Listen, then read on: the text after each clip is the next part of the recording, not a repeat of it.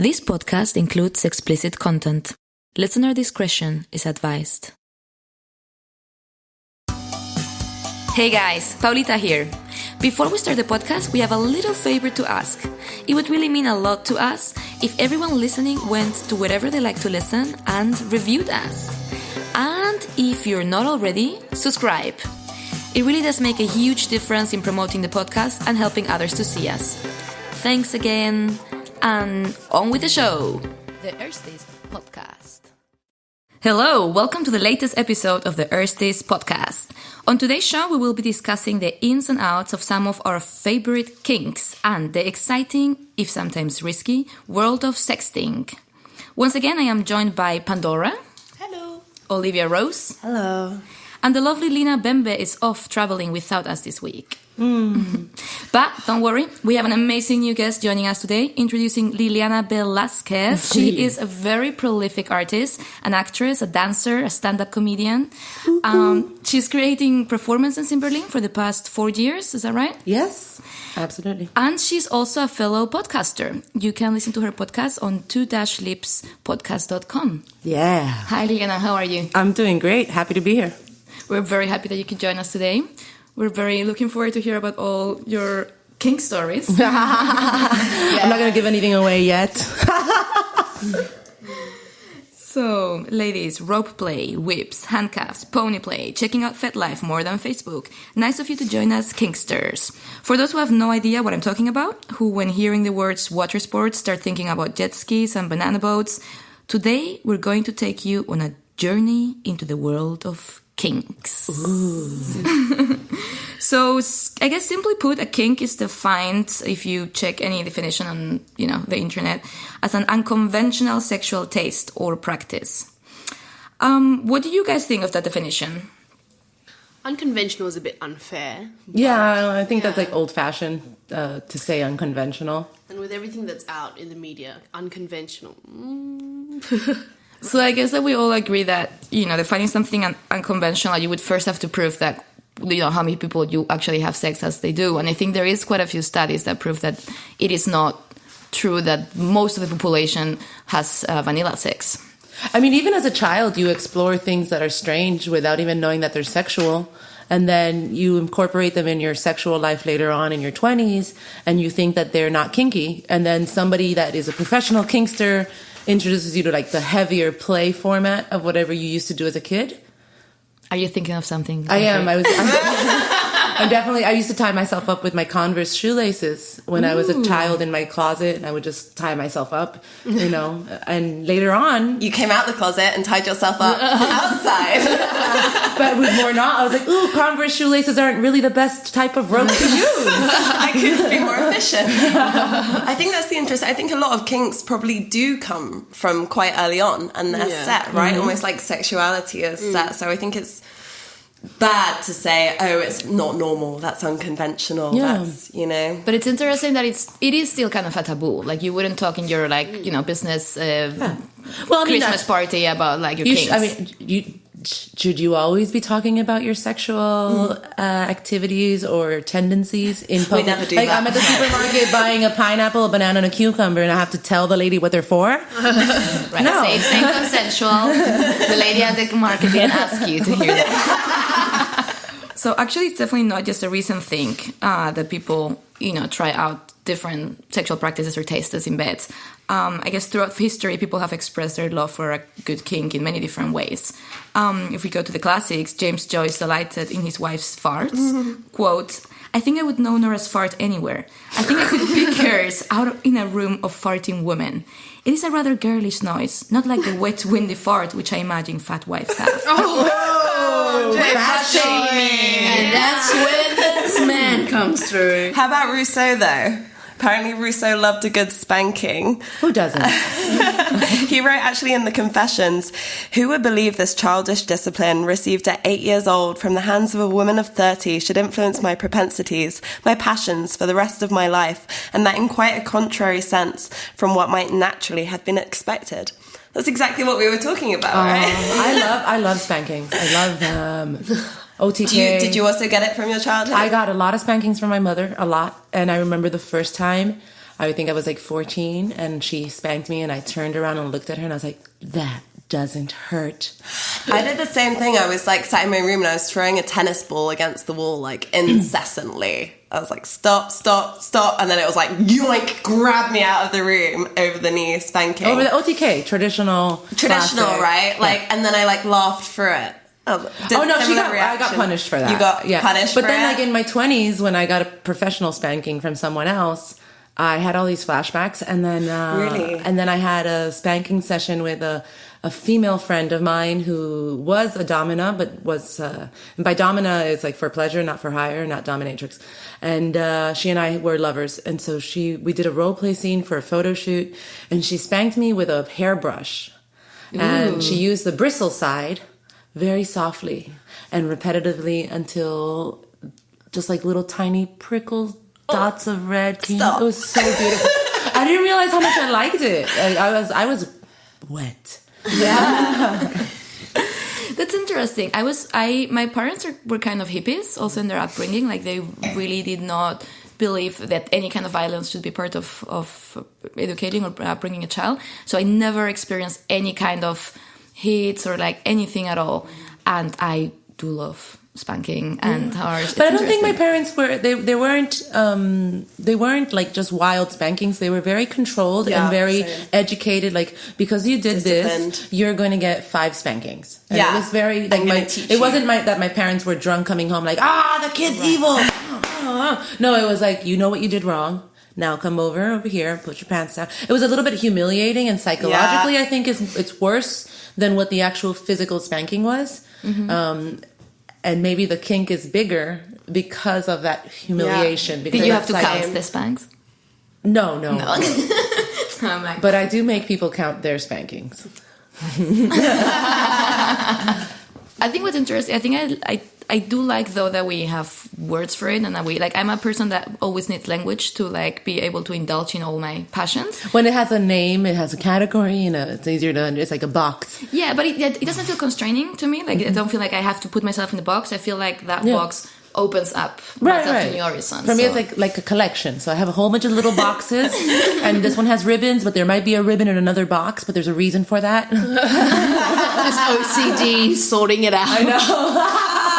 That's cool though. It's like when you have the option to have lots of boxes. Yeah. It's like you gotta have a box and it's one. Yeah. That's like, no. But this is my wall of boxes. Don't touch them. They're organized. How am I feeling today? So, you guys, I also came across this study because I read about this whole kinks are an unconventional sexual practice thing. And then I found a survey by the Journal of Sex Research that suggests that unusual kinks aren't so unusual after all.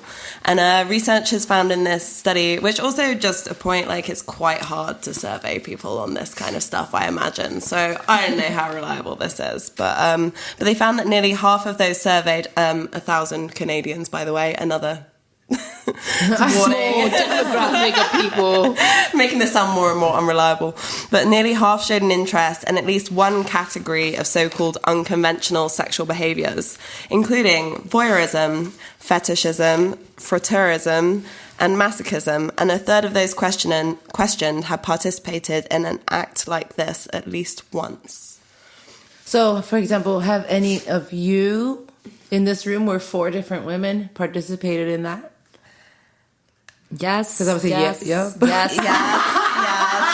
Which means that it's more conventional than all the of them. survey. Wait, no, maybe not the frotteurism one. The what? Oh. Wait, is that how you say I had to look that up.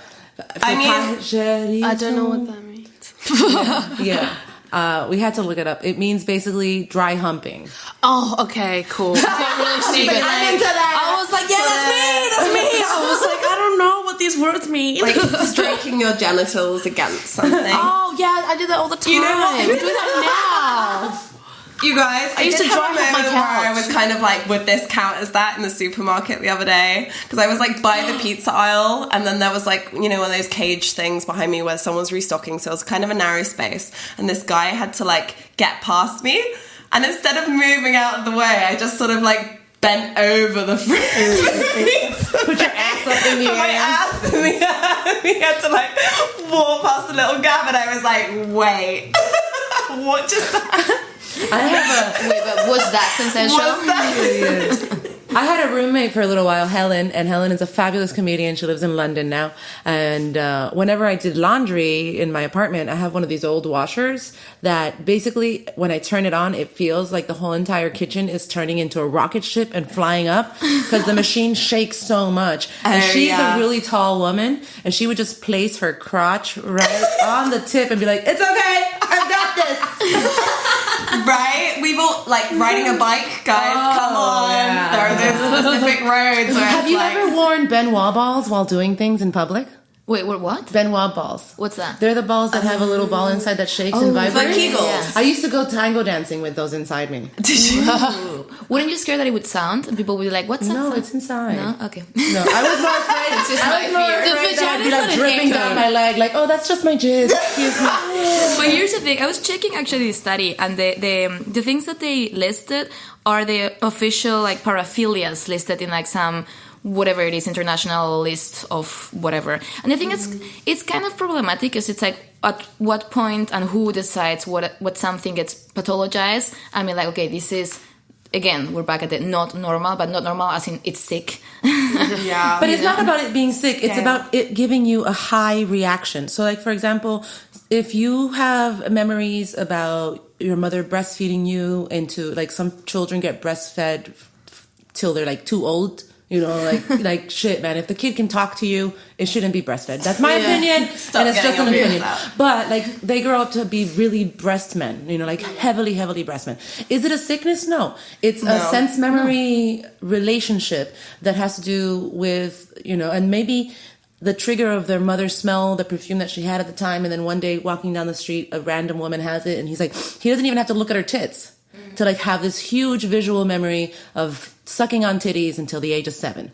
This is all hypotheses, but it's about to be kinky about something is not about being sick about something. It's about having an uncontrolled reaction that has to do with sexuality and sensuality, which has nothing to do with a sexual object. Right. Yeah. Boom. Well said. Nailed it. No, totally agree. But I think, I think there's an issue there about like, basically also us talking about this and like normalizing these things and being like, we should like be discussing this and rejoicing in them and like, celebrating them, but not like... It's healthy to celebrate and talk. And because also when you talk about this in a healthy environment, you understand where you are not healthy towards yourself, which is very different. That's a great point. Because we are the first ones to put ourselves in situations. They're not good for us. Yeah, or well... Or are That they? could be okay if you Maybe know that your rules, both your of boundaries, those and how to things. stay safe and explore them, and challenge yourself. Because it's always also good to be in an uncomfortable situation. They tell you, be outside of your comfort zone. But how far do you want to be outside of your comfort zone? Like, do you want to be hanging upside down in some, like, Subjective. weird porn video that Some has... people, that's just a normal Tuesday night, though, right? That's true. That's true. And for some people, that's like a one-time experience, and then they're scarred for life. Totally. Yeah, but I feel the more there's a talk about it, the more what you're saying, the more you're able to like discover for yourself, like what you feel comfortable with, what is your comfort zone, and you might venture safely, consensually, and sanely into, And you might surprise yourself. But what about, like, in the general public? What do we think that, like, when we talk about kinks, what do people think of? I have a lot of different reactions. Like, some people, I know a couple of friends, they went to the Berlin fetish thing in Schöneberg, and they were like, I was just not ready for this at all. It's a lot. I was not ready. I was not ready, and I was like, I love it. Yeah. But it's also not very inclusive to straight people in kink. Yeah. I really like it, though. Like, as much as I felt a little bit uncool, I was like, I really like that so many people can feel this free. In public, In public. daylight. Yeah, like... just chilling. This is like a festival to celebrate this, whereas some places like you're gonna die if you show anyone that. But this is Berlin. Yeah, Definitely. it is Berlin. I think I wonder... Sorry. No, go. Like, if sometimes the thing that can be intimidating about, like, more kinky lifestyles is the, like, level of equipment, right? So you went to this convention and there's, like, all this stuff on sale and you don't know what it is. It's all these different materials. It's all these different... I don't think that kink necessarily is only that. But I think we mainly think of it actually in terms of the kind of more BDSM type. But I remember, actually, it's funny. I remember the very first time that I went to a play party, to a BDSM play party, and I had basically absolutely no idea what I was going to expect. So when I think back to that, I can maybe think a little more like, what does someone or like from my own experience, like why did I think about it before I knew, right? And I have to say that the experience was absolutely not what I expected. Like I was super nervous and super excited, obviously. I think it was really fun and great, but everyone there was so nice, and like so friendly, and like, oh, sorry, were you sitting here? Like, you know, everyone was... Let me just move my whip. And I was like delighted, and I was surprised that everyone was so, again, of course, so safe, sane, and consensual. But that's what it is, because of that when you allow people to play with you on...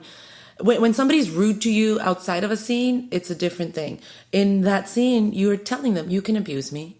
Or you can be the abuser, or you can be the giver, the receiver, the top, the bottom. It can be role play. You're allowing them to do this. So outside of that scene and all this stuff, people are really polite and kind because they understand the difference between fiction. Yeah. Is it a general protocol that you guys do? Like everyone does have to discuss everything before it goes forth, or is it ideally? Absolutely, ideally. Yeah, I mean, that's the ideal. So then you already know what you're getting yourself into. Yeah. But I think because if you don't, you're going to lose the person. Like, if they're not into pain and they're into verbal play and you hit them, they're not going to be happy. And they might be shy to tell you, but you can tell by the body language that they're not, like, this is not their thing versus, you know, or if they're into pain and they're not into public humiliation, and you start talking down to them, they might just shut down immediately and be like, yo, you could have hit me harder, but I'm not your little bitch. Yeah. And you're like, but you are. Not matching partners. But exactly, but I think that is, I would say that is one thing that people that are not into this, or that haven't experienced or met other people in or that community don't understand. That they think it's something that, you know, that is not... that just takes over your life or something. They don't understand that it's something that's actually really well reflected, that you are, you know, discussing about it, thinking about it so much, having a lot of communication with your partners and so on and so forth. One of my favorite books when I first started Domin in New York City was Keep the Roses, Send Me the Thorns. And nice one. and it's all about just the introduction, how to talk to everybody, how to find out what levels they're into, what they're really into, how to, you know, it's very beautiful to understand that it's not abuse. It's actually very respectful, very, very respectful, done in the right space. Yeah, and that it can actually, you know, help you also in becoming a better person, I feel, you know, because you are living all the stuff and you're learning to set boundaries, to communicate boundaries, to respect them, to listen to them and so on and so forth. And that's actually a great exercise for being a good human being, you know? Like, I think for me, being a dominatrix was better than going to yoga. Same. Yeah, like that was like mindfulness. I can do this. So I think now that we're getting personal, we were all set some homework to prepare a chosen kink for this week's special game of Kink Mastermind. So what did everybody decide? Did everyone do that homework? Yeah. You did. Like, there's so much difference at school. We're trying so much harder now. So who wants to go first?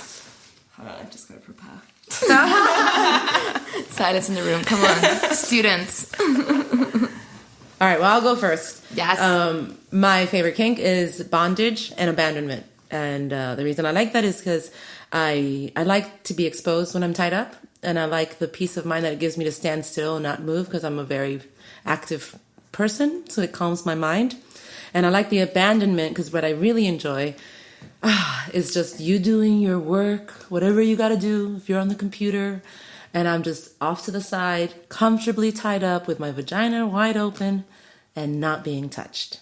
And it fucking thrills me. Nice.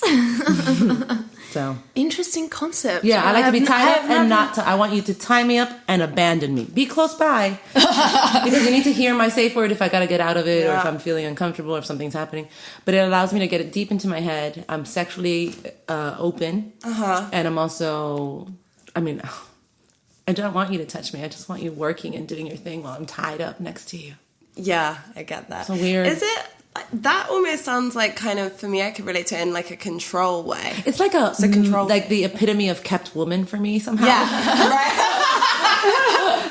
I keep her tied up by my desk. Like, at night I take her out to fabulous restaurants and she does dancing and she performs. But in the daytime, as I work on my projects, I tie her up and bring her food. You're like a wild woman. You have to tie her up. Yes! You're a wild woman. This one's going to run away. So you gotta keep her. What's the average time that you will be in that? Comfortably about 20 minutes maximum, depending on what the bondage style is and what's happening. So after 20 minutes, I do need to stretch and move around. And it's not so much about how complicated the bondage is. It's really more about the trust of being in a space with somebody that I want to fuck all the time, and I can't because I'm tied up and they're working. Nice. Papi, I'm just giving you some cues. I love you. So next person. Okay, who goes next? Well, let's do an order. I'm very interested in abductions. And then I'm a Colombian woman, so I get that. Yeah. Oh, yes. I knew we met for a reason. So generally it's just like a very complex like kidnapping scene. I'm really interested. I think it's just like a very egotistic reason why I'm into it. It's just that there's so much attention on me. Like, ooh, you're going to take me away? Really, me out of everyone? Oh my God, they picked me. You know? When's your birthday? On the 18th of July, but my parents are coming, so but I just like but also obviously I just like the idea that it will be safe. Like if you're gonna kidnap me, it's gonna be like, oh, like you're in control. I don't have to think about. And also a little part of me is also like, oh, you're making me do something dirty. It's not my fault. You're making me do it. Okay, none of this is on me. It's all and me. it's like the responsibility is off me and I think it also plays probably very close to my brain of just how it is. And I also am generally such a dominant personality, and I think I just like it when someone is just dominant in bed. I think it just comes hand in hand for me, and that's good. But generally, it's really, honestly, it's just an ego thing. I just want to be special. It's like, you know, like, oh my God, my family's so rich. You need ransom from my family. Everyone's worried about me. Yeah, everyone's worried. They're wondering where I am. Oh my gosh. Can't go. I'd be like, have they even noticed? Yeah. Okay, so on to my one. Go. So my chosen kink is water sports, but primarily focusing on weeing as opposed to other fluids. What did you say? Weeing, pissing, urinating. Urinating. Golden showers. Should we say golden showers? Golden showers. Yeah. We'll call it golden showers. I kind of don't like that. I feel like that's quite a like... I love that name. You like calling it that? I love golden showers. I mean, I like them, but I don't like that name. Why? I don't know. I find it a bit so like bad porn. And I find it to be like so cute and campy, like that your body can create this golden liquid and like... Right, but yeah, that's the joy of it for me. It's the like freedom. When was the first time you peed on someone?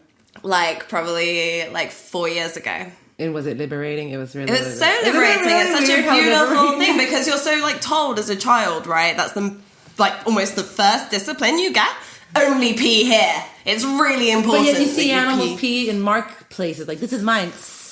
Yeah, that's it. For me, it is almost like that marking of like territory. It's a really primitive sort of thing. Like it's the joy, and it's the like. I once watched this porn of it, and it was so beautiful. Like this girl was just like sitting on a sofa, and she was like tilting like herself upwards so that it would spray into the air like this beautiful fountain. And this guy was sitting next to her, and they were both gazing upwards at it, and it was just so like triumphant. Yeah. I think that's the joy of it. But I think also like a lot of the time it's just that anything that we use as the sexual thing that's a fluid that isn't cum, we kind of pretend it is, right? We're like, you know, when guys are like, oh my God, you're so wet, and you're like, no, that's discharge, you don't understand. Like, I feel like it's the same thing with wing. They're like, you're kind of that's just normal. That's just that. I think that's the thing with like this peeing, right? It's normal, girls.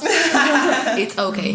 Like I can't gush or I haven't yet. But like when you pee, you can kind of pretend that that's what you're doing. You're like, I'm coming everywhere, and you're like, it's pee, but whatever. It's fine. That's how my cum smells. Well, so when was the first time you peed on someone? Yeah, that makes sense. You said 4 years ago, but like how I haven't done it. I'm more often peed on than the peer because like as much as I'm enthusiastic about it, sometimes I struggle. Okay. I'm like, I really, really want to do it, but let's just like run a tap. So and if you can just sit there for a while, I'll get it. Does the anticipation make you feel that as well? Like, does the anticipation of peeing make you feel excites me a little bit as well. Like I've once been really like struggling with it and wanting to do it, and I've like even been like sitting on the loo and trying to get into the, you know, my familiar space and like been like touching someone at the same time. And then that's been really exciting. Yeah. Like the struggle is real, but it can be fun too. Yeah. So yeah, but I think I like the power of someone doing it to me, but then I like the humiliation aspect of myself doing it. Yeah. Like there's this fantasy of like a kind of neglect sort of thing of like being tied up in a room and being like left there, and then P being all over the room obviously because he was left, and then it's like, anyway, I'm going to stop now. It's a dirty pleasure. It's a dirty pleasure. But now I kind of understand it because I'm a switch, so I enjoy both sides. Yeah, exactly. It depends. And it depends on who and what's happening, and you know. But those are the tips: be hydrated and maybe do it in the shower. I like in the shower. I can't be bothered afterwards. Nothing. Your sheets don't smell like pee. You don't have to throw away your blankets. Like I don't care that much. That's important to me. That's really important. Yeah. We're all adults, you know. I want to have an adult life. I like it when I don't know what's going to happen. I'm like, oh, honey, I'm going to go to the bathroom. And I go to the bathroom, and then before I get to sit on the toilet, they just lift me up with their strong upper body strength. And I pee, and I was like, oh, wow. Oh, that's so nice. It's beautiful. Such a romantic That's actually scenery. a real memory. That's really beautiful. I want to get better at doing it for things like that. I think that's the... That's the most romantic thing. That's the most romantic thing ever. I love it. All right, our final kink. Okay, I feel like it's been building up, and now mine's not strong. No, whatever. She's into vanilla. I'm like holding hands. Very very tight. Walk by the river. You're too kinky for me. No, actually, I decided to go for breath control play. Ooh. And so basically, for the ones that don't know what it is, it's just intentional restriction of oxygen to the brain for the purpose of sexual arousal. And the reason... It's actually very popular. It is, isn't it? Yeah. Especially because a lot of people die doing it, and that comes in the newspaper, so it's a big thing. It's very many right musicians. Now. I think, yes. A lot of 27 clubbers. So I guess that would be my very first advice. Be very, very careful, because that, can go wrong. Yeah. But the reason why I chose it is because for me, that actually brings me into a state of... intoxication, or you feel high, and that just makes everything what's happening go into another level. It's a little bit scary too. It is scary, isn't it? Scary. Yeah. Yeah, I do have this story, like the bad example story, which is like once I actually did pass out completely. I mean, it was great. It was one of the best times of my life, but thanks God I did wake up afterwards, and my whole face was like had these little blue dots like all over.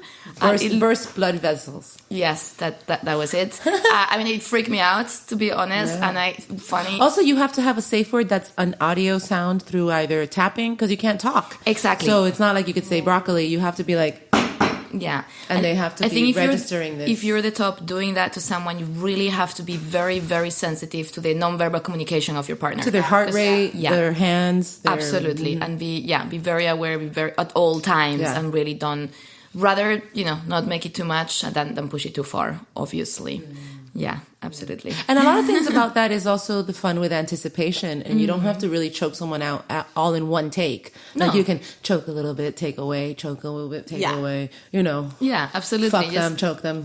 Yeah, definitely doesn't have to go all the way to passing out. And it doesn't even have, as you say, like just the pretending of it, just the anxiety of like getting choked, that's already giving you a kick, right? So, yeah, it's good to start slow. Good to know. Sounds like it's a lot of effort to be like a top in any kinky situation. Like just a lot of It's work. a huge responsibility. It's a huge responsibility. Also, you're not really in charge. It's a fake in charge. It's also the person on the bottom is the one in charge. Always in charge. Always. So either you're a cooperative bottom or you're a bottom topper. But I think if you explore your kinky side, it sounds like you'd be better at just reading body language in everyday life. I think people really need to do that. Some people are so rigid, and they're just like, can't you tell that I'm upset? No. Oh. Does my running mascara covered in sperm not tell you anything? Don't you hear this? Can't you just read my mind? But I generally feel like people that are like more highly sexual are just able to understand like social dynamics better in general. Definitely. I've realized this as I've gotten to know I think also like this. Sexuality, good, healthy sexuality allows you to be more empathic. Yeah. Because you are able to be comfortable with your good feelings. Yeah. Many people aren't comfortable with their good feelings. They're comfortable with their like strict. Everything's controlled. You know what's going on. Yeah. That's very true. But also it's like you say, like the sort of dom thing and reading the body language of whoever you're dominating, but it's also the sub thing, and then you have to learn what you want, right? You're not like, and expressing it. and actually learn how to say it and not be like, oh, hopefully someone will like get the hint. Because I'm crying. Yeah, like I would say, because I'm quite submissive in bed.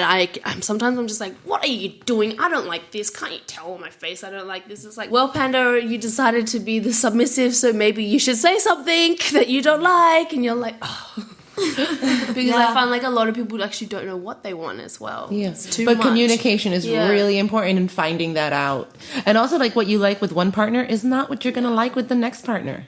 Yeah, true. So if you don't communicate that and you just keep doing the same thing that you did with the other one, it's like, this is not special. Yeah, chemistry starts to die. It's all about being special. You can tell I'm reading like a book. So have you guys had relationships that were all about the kink and just the kink? No. Well, I've had a lot of like age difference relationships. Me too. Arguably, that's a kink. Well, also they're Interesting. kinkier usually, and they teach you stuff. The kinkiest relationship I have is with you ladies. I'll be honest. I'll be honest. Like, Such a big it's just like the kinkiest relationships I have. Like, oh god damn it, Polly, for being submissive or doing, I don't know. What am I? What am I doing? because I was always really fascinated by that. You know, these like very strict framed relationships that it's just about like, okay, we have a play date, we go there, we play, bye. Or whatever, aftercare or whatever, but like it's really that just in that frame, and that had never happened to me before. But I did have that kind of relationship like not so long ago, and funnily enough, I realized it did not quite work for me. Like I totally get it. I think it's really practical and like makes total sense. But I like it wasn't like it didn't work for me after all. Like it was too. But that was that person. No, not full time. But that when we did see each other, it was just for that. So that person, you were that person's mistress. They had another life outside of that. That's the difference. Right. Polly's just like, yeah, what she said. No, I'm like, oh. They only want to see you for their kink. So you're their mistress. Oh, now I understand. Thank you, Liliana. Yeah, it didn't feel good. It wasn't fulfilling for me. Yeah. It's interesting, huh? It is interesting. Yeah. I've had many. And I find I love it. I love it. When I was playing in the kink world, I really like it because I had my own thing for me, and I had certain kinks, like cross-dressers that were one of my favorite scenes. And I'm also really good at bondage and floggings and whips. And, you know, it's nice because it was almost like going to the gym. Yeah, it was. It was like, oh, I have a session at 6, and I would go in and I would let it all out and just have a fucking wonderful time, make my nice money because, sorry, I was a woman that's into that. And then at that time, I don't think I really had many relationships that were for love. So it kind of was difficult for me to balance having a love relationship and my kinky life active. They usually ended up sacrificing one or the other. Like, interesting. Because of time? Jess, no, because of jealousy and possessiveness and explaining to... Yeah, it's very rare. And it does happen. You do meet partners that are okay with it, which is wonderful. And there are partners that are not. And sometimes I might not be okay with them telling me that they don't want. And sometimes, you know, it depends on where I am in life and who I'm with. So, and you want to respect that in both ways. So, like, if my lover doesn't really understand that I want to play sexually with random different people on a regular basis, then I might need to find another lover, or I need to accept that about him and find a way to incorporate my kink things in our regular life on a small basis that's still respectful to the relationship and to my needs. But everyone is different, you know. I had a man that was so kinky that when I broke up with him, I became a dominatrix so that I could understand what the fuck I was not doing right in our relationship. Right. And that's when I was 24. Okay. You know, and now I'm 40 and I'm in a I'm in a traditional relationship with great sex. And we do certain things like breath play and this and that, but it's not kinky. It's just like into our regular sex life. And he's okay with certain things that I do on stage, but you can tell that he's just like more traditional. And They're not the things that make them the most comfortable, which I love and respect, papi. You're okay with me. Everything is wonderful.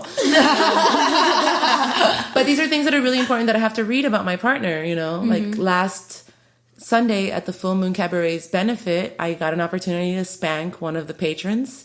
And I had such a wonderful time that even in my spanking, I was like, you are bringing out of me something I don't do anymore. And I was having so much fun, you know. And then I got home and I told my partner that I spanked somebody, and he's totally fine with it, you know, and understands that every now and then I'm always going to have a kinky part that comes out that, you know, if you tell me not to do it, we're probably going to have a big problem. Yeah, of course. Yeah. Right. But as you're saying, it's like at your time of your life as well, like you had a very kinky, like of course you're going to be really kinky. So now you're just like, okay, you know what? I just want to chill. Just want to chill. Yeah.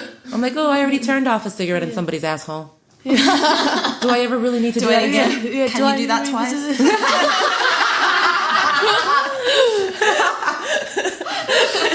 Not the same.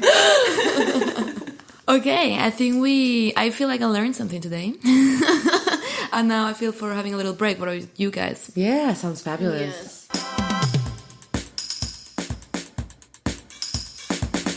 A simple Google of the word sexting will tell you on the one hand to be very wary, and that sexting alters young lives, whilst other advice columns will claim to teach you how to be sextier. Why are sexting all wrong?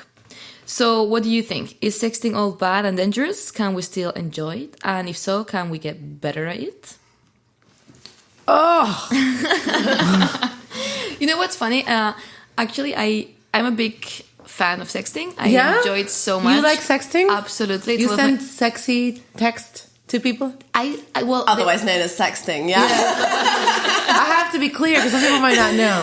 Okay, here's the thing. What I really like is like to like when you're talking about when you're recreating a sexual scene. Wait, do you sext in English or Spanish or German? Everything. You sext in German? Yeah. She's an overachiever. Yeah, she is. She aims high. No, but here's the thing. I find it a very creative platform because like I like to right because I like to. It's like a Twitter challenge. Like, oh, how for me, it's like story writing. But it's not just the words because you have to accompany with the right images. Oh, so you send images and sex and emoticons. Hello. You know, I'll be like I'm deep throating you so hard, and I send like a little GIF of me like deep throating my fist. And I send voicemail. I send audio things. Ooh, that was a game changer for me, but it did go wrong at one point. So I sent someone an audio clip of me, and they happened to be on a music video set at the time, and their phone was linked up for the song playback to the speakers on the set. No.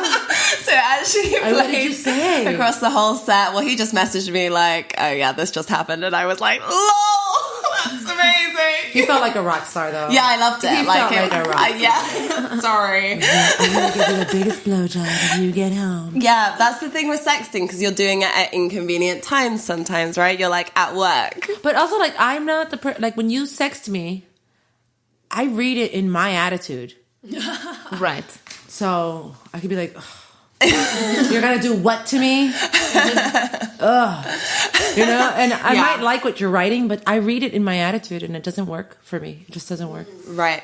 I'm like, why can't you just fucking call me? Yeah, I think it's inconvenient as well if you're like sexting. Like it's kind of replaced the phone sex thing. It's just everything now. We just message each other instead of phoning each other. You're like masturbating and trying to send the next message. I'd rather give you a blowjob while you're driving. Right.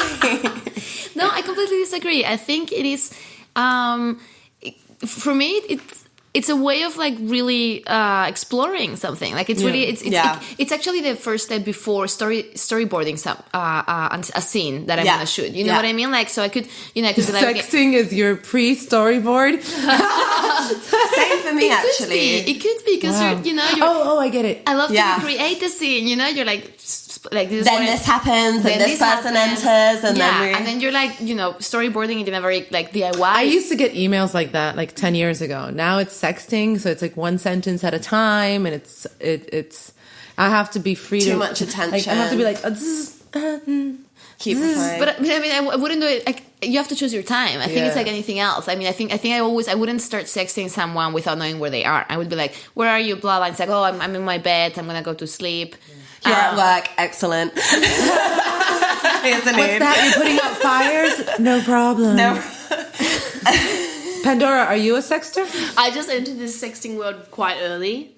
Like, I think with my current partner, I see them so often, and I'm not a messaging person as well. It drives me a little bit crazy.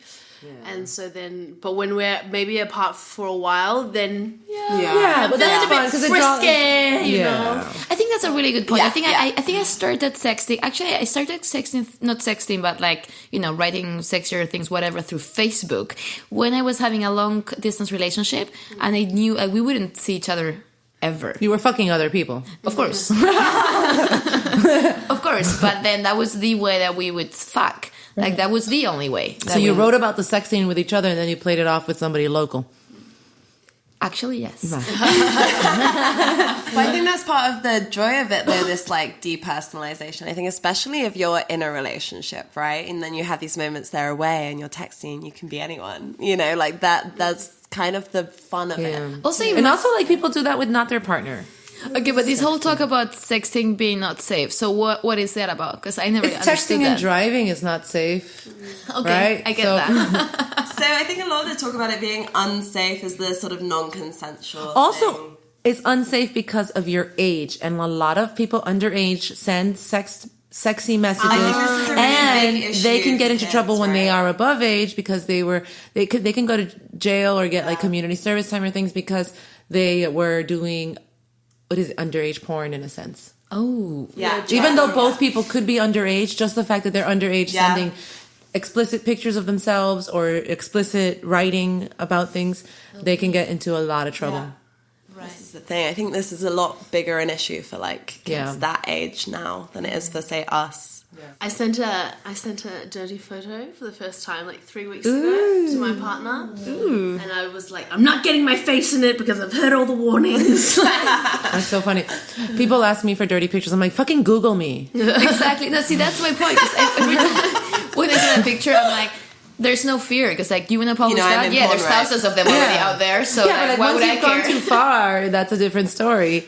I read about this girl who had a really good solution to this, right? She would send nudes, blah, blah, blah, but she would always watermark them with the name of the person that she's sending it to. Ooh. That's not a great solution because many men don't care. But it is still a solution. It's something, still a form right? of a solution. I think that they would maybe think twice about posting it with their name on it.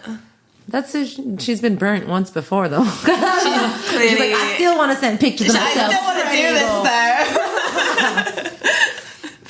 But I like taking pictures of my vagina.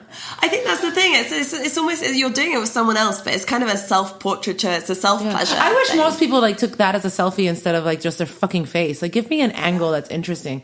But what angle is interesting for your vagina? Because I tried to do it and it was kind of like when I was 16 again, looking at my vagina with the mirror. It's time to do it again.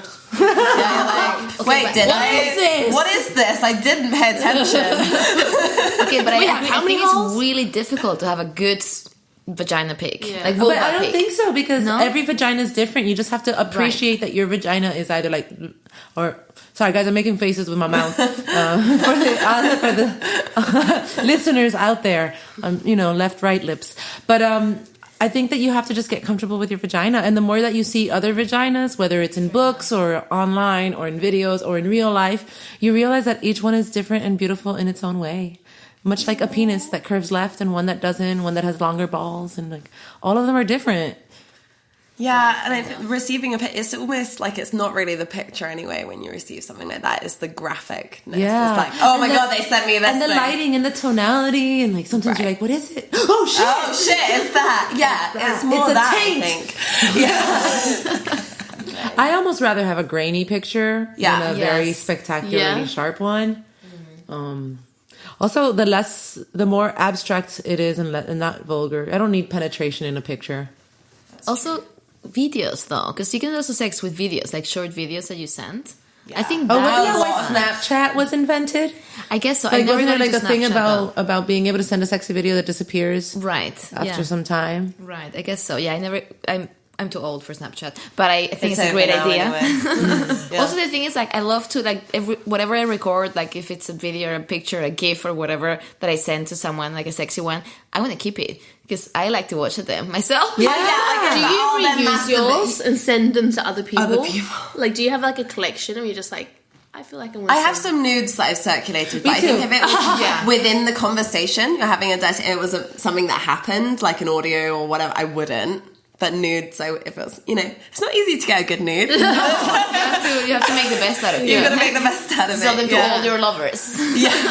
I think the video thing is kind of annoying though, because I have so many from WhatsApp and I still haven't changed the thing where it still saves it into my gallery. So I've just got All these penis pictures. Penis pictures and little penis videos. album. And, yeah, but I can't delete them because I'm like, what if I need wank material at some point? And that is the one that I need. Fair enough. Luxury problems. But then I think this is maybe our fear that we have to have with sexting. The safe thing is the hacking thing and the fact that it's all I think that and- eventually, depending on how old you are, I think if you're in your teens or early 20s, you should really be careful. But I think that once you hit my age, I'm 40, and it's all out there already. It's been done. If somebody's going to judge me, fuck you. Right. Like, what are you going to tell me that I don't already know about my body and things? I don't, and maybe if I had children, I'd be more careful, but I don't have children. But if I did either way, they'd have, like, at one point, they'd look at my things and be like, Mom, is that you in this porn? And I'm like, oh, well, that was a time when I was in my 20s. You'll get that too. Hopefully you'll be safer than I was. So I think it's really about clear communication towards what age group you're playing with. And also predators. Predators can people who are online messaging you, you don't know if they're really who they say they are. Yeah, there was this big thing about like webcam, like hacker slaves. So they have the stuff and then they're threatening you. Webcam hacker slaves? Yeah, well, they just collect this information and then hold it against you, basically. Yeah. And it's like a game. But wasn't there a here's the porn thing- site that was like revenge porn? Oh, yeah, exactly. But someone won a case against that recently. Yeah, but there's still how many lives were ruined, how many exactly. people were destroyed by that. Absolutely. And, But here's the thing: if that wouldn't be a problem, if having a naked picture of yourself out there wouldn't be a problem, then that wouldn't be an issue. Yeah. Right. Well, Right. I think the cake course that was won was because the mother was supportive of her daughter, and she was like, "We're taking this to court," and she didn't. The mother didn't shame the daughter. Like if that had happened to me in my teens, where my mom would have probably like Catholic guilted me and shamed me because of what I did, instead of being like, well, you made a mistake. Yeah. You messed around with the wrong person. Your body is sacred and beautiful. Keep it for yourself. And if you want to share it, understand that there's no shame in that. But most people don't react that way. Most people are like, Kuli cagada, what did you do? You put shame to family. Yeah. You will never be married a virgin. Nobody wants you now. No, but it's very true, actually. You make a very fair point about make sure you have a very supportive Psychological network. Like, I don't know, I think I was like, okay, I really want to send a sexy picture of myself to my partner because I really, really trust my partner. And obviously, no matter how many partners I have, as long as you have that trust with them, like, okay, I really trust that you're not going to abuse this. Because guess what? It's always this teenage girl sending it to the boy that he likes, and she doesn't really know him, and he's like, It doesn't go the other way around. Like, you don't hear about a boy sending a penis picture to a girl and she being like, oh my God, let me show everyone. No, actually, women do. Like, we show each other, but we're not like, I'm not going to send you a photo of it. Like, you get to Not in, look, like, a but don't vindictive touch. way. We don't share it like, Yeah. look what Bobby sent me. Like, it's so tiny. I'm going to put it up there with a sign like, what? I don't even see it. Also, I feel like guys are quite like exhibitionistic about dick pics as well. Like, that's that website where that girl like I love reviews it. dick pics, I love that right? website. They want it. They're like, And she's great. She's a still great up? reviewer. I She was- does a very positive critique. She doesn't shame them. She's like, well, I find that the angle of the lighting in this, you should have chosen a better background. I love critique my dick pic, but I was searching it lately and I couldn't find it. Is it being put down or something? Maybe. I don't know. I miss it. So I miss it. I love it so much. I never was offended by getting a dick pic ever in my life. I've never had an unsolicited dick pic me offend neither. me. I think I've been- actually I've spent 6 months now. asking a partner to send me a dick pic. And My man won't send me one either. oh my God, I'm like, please, it's not so hard. Can you just do I that? had to get a Polaroid camera and just shoot one while he was sleeping. I have a Not creepy Polaroid at all. dick pic. I think you can find a game to encourage them. Like I had, you know how guys are always like, "Oh my God, I'm so hard right now," and then I started being like, "Prove how hard you are." And then I just have this whole series of videos of like dicks being banged against different like household objects.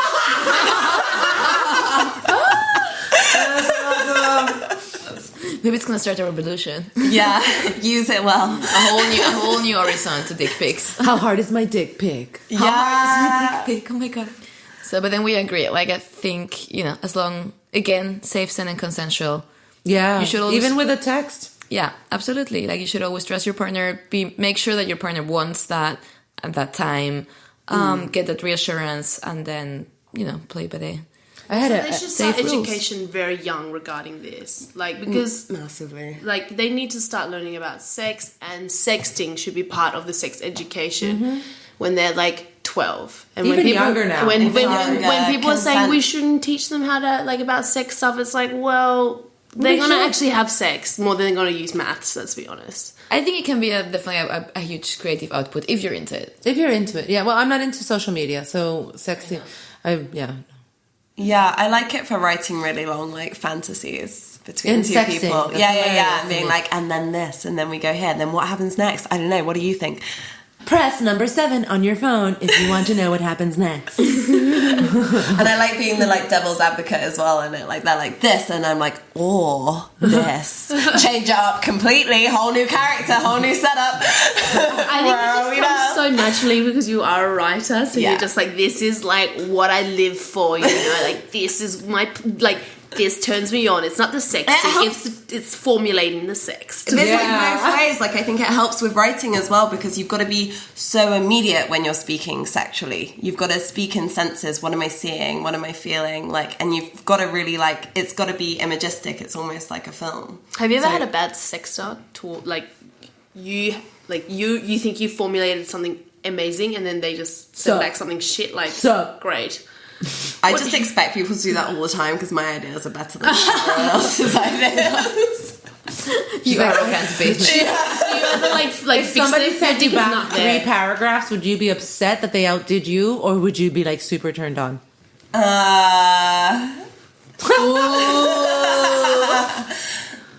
Turned on if they did it right, which is hard. If their grammar is If correct. they're great. So I think I feel like, sorry, just quickly, sometimes it's hard to end it. I'll be like, and then everyone comes and blah, and then they're like, but then I'm over here, and this is, and you're like, stop now. It's been on for like 4 hours. I keep trying to end it. totally agree there, but isn't it even worse when you're like, you are at the turning point and you're, and they're like, I came. Oh, that's never happened. It's always been the other way around. Oh, really? Yeah. I'm like, no, wait! Like, Yeah. not there yet. But that's the problem with the texting thing, right? Because there are these little moments in between where you just lose someone. Yeah, exactly, yeah. And you know you lost them. Yeah. They don't reply for a while and they've just given up on this whole narrative Shakespearean story. But then again, I noticed that actually sexting has so much more to do about yourself Definitely. than your partner. Because, again, you are in your own room and you are making Yeah, you're fun exploring. decisions. Yeah.